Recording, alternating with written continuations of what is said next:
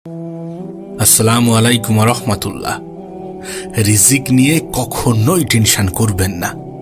এ পৃথিবীতে যাই হয়ে যাক না কেন, যত খারাপ সিচুয়েশন আসুক না কেন, যত খারাপ পরিস্থিতি আসুক না কেন, কখনো রিজিক নিয়ে দুশ্চিন্তা করবেন না। দেখুন, একটা বিষয় এ পৃথিবীতে নিশ্চিত যে যেটা আপনার সেটা থেকে কেউ আপনাকে বঞ্চিত করতে পারবে না, আর যেটা আপনার নয় সেটা আপনি হাজার চেষ্টার পরেও পাবেন না। আর এখান থেকেই এটা স্পষ্ট যে রিজিক নিয়ে টেনশন করা, রিজিক নিয়ে দুশ্চিন্তা করা, রিজিক নিয়ে মন খারাপ করা, অতিরিক্ত চিন্তা করা, এগুলো আমাদের সাজে না, কোনোভাবেই সাজে না। যখন রব আমাদেরকে এটা স্পষ্টভাবে বলে দেয় যে তোমার উপরে তোমার ক্ষমতার থেকে অধিক কিছু চাপিয়ে দেওয়া হবে না, এমন কিছু চাপিয়ে দেওয়া হবে না যেটা তুমি নিতে পারবে না, যেটা তুমি টানতে পারবে না, যেটা তুমি সহ্য করতে পারবে না, তখন আমাদের এটা বুঝে নেওয়া প্রয়োজন যে পরিস্থিতি যতই খারাপ হোক না কেন এটা সমাধানযোগ্য। সিচুয়েশন যতই খারাপ হোক না কেন এটা সমাধানযোগ্য, আর এর সমাধান আমরা নিজেরাই করতে পারবো। যদি না পারতাম তাহলে আমাদের জীবনে এটা আসতো না। কেন এটা বোঝেন না? কেন এটা বোঝার চেষ্টা করেন না? একটা কথা মনে রাখবেন, জীবন অতটাও কঠিন নয় যতটা আমরা বানিয়ে দিই। জীবন অতটাও জটিল নয় যতটা আমরা বানিয়ে দিই। জীবন অতটাও নিষ্ঠুর নয় যতটা আমরা ভাবি। কারণ সত্যি বলতে আমাদের চিন্তা ভাবনার উপরে অনেক কিছু নির্ভর করে।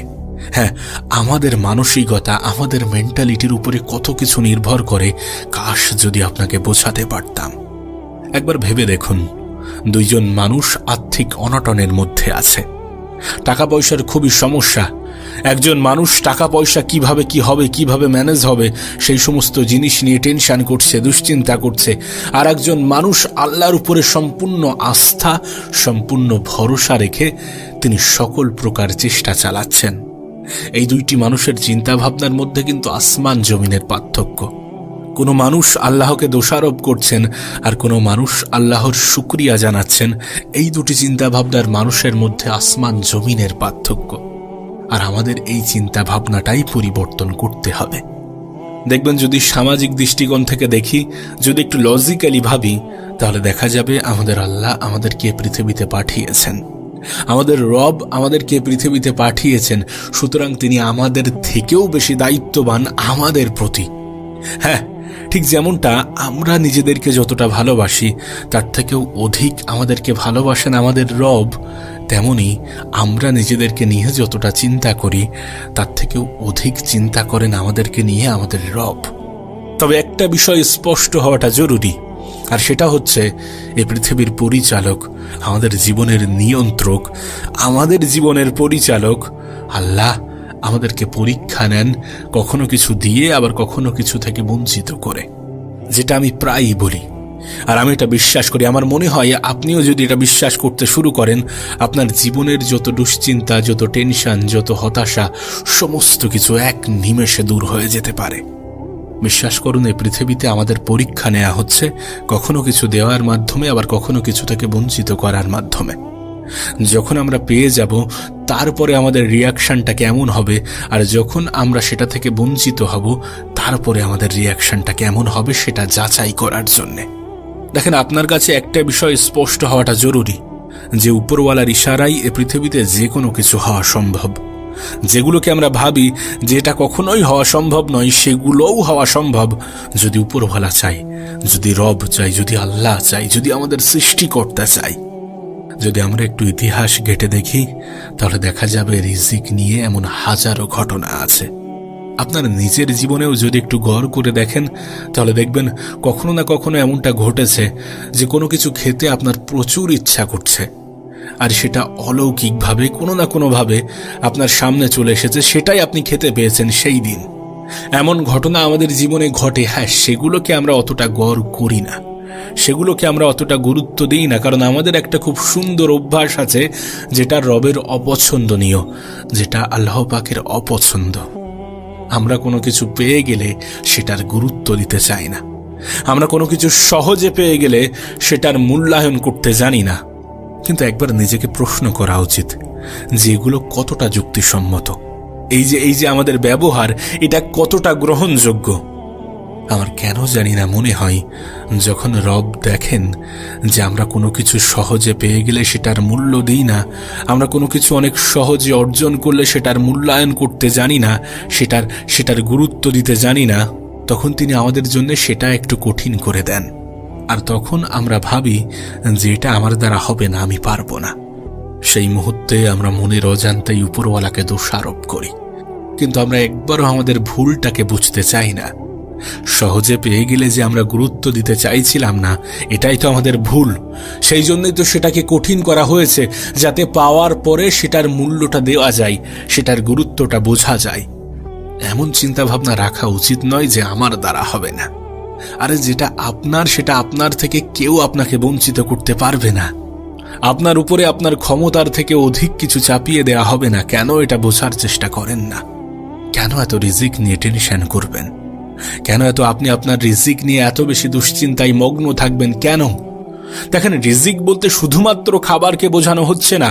আপনার জন্য যেগুলো প্রয়োজনীয়, খাবার রিজিকেরই একটা অংশ, খাবারও একটা রিজিক, কিন্তু এর বাইরেও আরো কিছু আছে। আপনার বস্ত্র, আপনার বাসা, যে ঘরে আপনি থাকেন, সেটাও আপনার রিজিকেরই একটা অংশ। আপনি যে কাপড়টা পরিধান করেন, সেটাও আপনার রিজিকেরই একটা অংশ। মূল কথা, আপনার জন্য যেগুলো অত্যন্ত প্রয়োজনীয়, আর যেগুলো আপনার জন্য অনেক বেশি প্রয়োজনীয়, সেগুলো থেকে আপনাকে কেন বঞ্চিত করবেন যখন তিনি আপনার থেকেও আপনাকে বেশি ভালোবাসেন?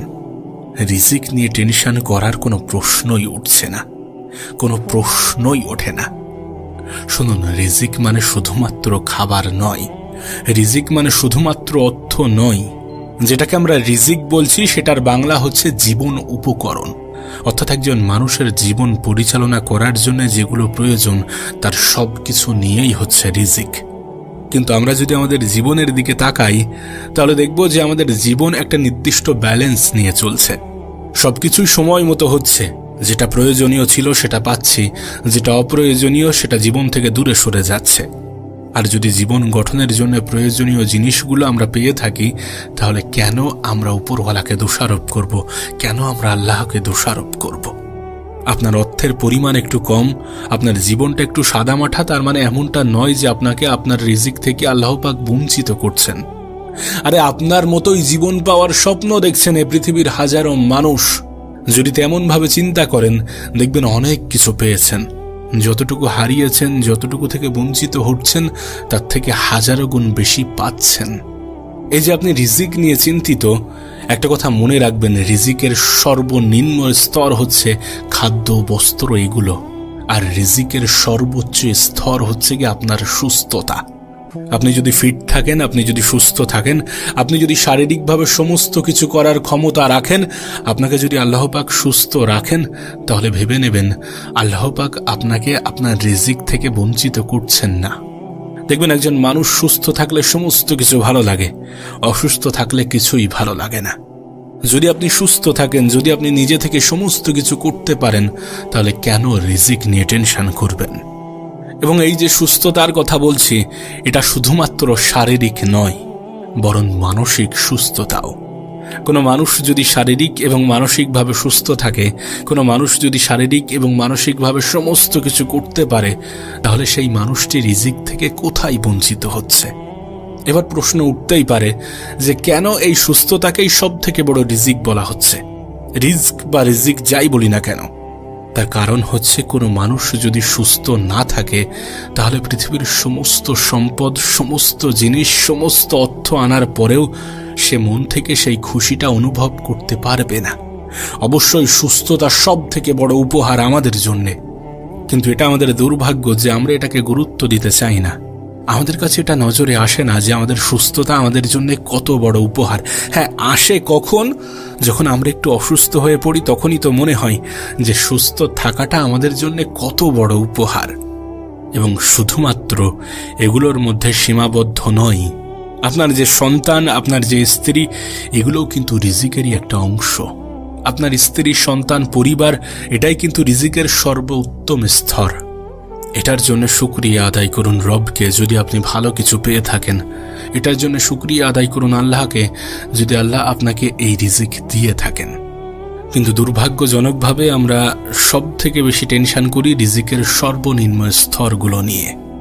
আবারও বলছি, যেটা আপনার সেটা আপনার থেকে কেউ আপনাকে বঞ্চিত করতে পারবে না, আর যেটা আপনার নয় সেটা আপনি হাজার চেষ্টা করেও পাবেন না।